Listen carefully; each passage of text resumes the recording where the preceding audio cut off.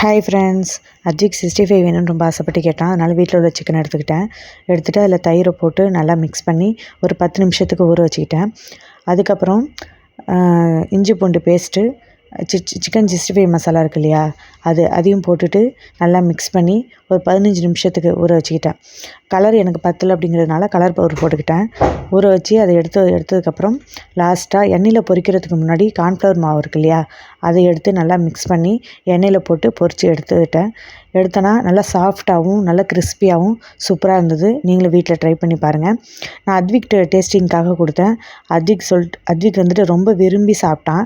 நல்லா இருக்குமா அப்படின்னு சொல்லிட்டு எல்லா 65 அத்விக்கே சாப்பிட்டாங்க. மனசுக்கு ரொம்ப திருப்தியாக இருந்துச்சு. வீட்டில் கண்டிப்பாக ட்ரை பண்ணி பாருங்கள். ட்ரை பண்ணி பசங்களுக்கு கொடுங்க, அவங்களும் நல்லா விரும்பி சாப்பிடுவாங்க.